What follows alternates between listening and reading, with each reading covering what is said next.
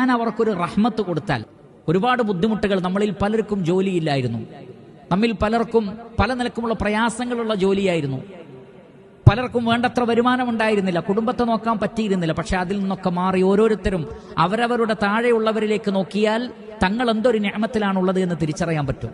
പക്ഷെ ഇങ്ങനെയെല്ലാം നൽകിയ റഹ്മാനായ റബ്ബിനോട് നന്ദി കാണിക്കുന്ന വിഷയത്തിൽ നാം പരാജയപ്പെട്ടു പോകുന്നുണ്ടോ, തോറ്റുപോകുന്നുണ്ടോ എന്ന് ശ്രദ്ധിക്കണം. അല്ലാഹു സുബ്ഹാനഹു വ തആല പറയുന്നത്, മനുഷ്യർക്ക് അങ്ങനെ ഒരു പ്രയാസം വന്നു, അവർ പ്രാർത്ഥിച്ചു, ഞാൻ അവർക്കൊരു റഹ്മത്ത് നൽകിയപ്പോൾ അവർ പറയാണെന്ത്, ഫയഖൂലന്ന ഹാദാ ലീ, ഇതൊക്കെ എനിക്കുള്ളതാണ്. ഇബ്നു അബ്ബാസ് റളിയല്ലാഹു അൻഹു പറയാണ്, മനുഷ്യൻ അപ്പോൾ പറയും, ഇതൊക്കെ എൻ്റെ കഴിവ് കൊണ്ട് കിട്ടിയതാണ്, ഞാൻ എൻ്റെ ബുദ്ധി അങ്ങോട്ട് ഉപയോഗിച്ചു, ഞാൻ എൻ്റെ സാമർത്ഥ്യം അങ്ങോട്ട് ഉപയോഗിച്ചു, ഞാൻ അങ്ങനെ ഒരു മീറ്റിംഗ് കൂടി, ഞാൻ ഇന്ന കോഴ്സിന് പോയി, അതിനുശേഷമാണ് ഇങ്ങനെയൊക്കെ ഉണ്ടായത്. ഇങ്ങനെ അള്ളാഹുവിനെ മറക്കുകയും തൻ്റെ കഴിവ് കൊണ്ടാണ് ഇതൊക്കെ കിട്ടിയതെന്ന് മനുഷ്യൻ ധരിക്കുകയാണ്. സത്യത്തിൽ പരീക്ഷണമാണത്, സത്യത്തിൽ പരീക്ഷണമാണ്. അതുകൊണ്ടാണല്ലോ വലിയ ഡിഗ്രി എടുത്ത ആളുകളും ഒരു പണിയില്ലാതെ നടക്കുന്നത് കാണാം.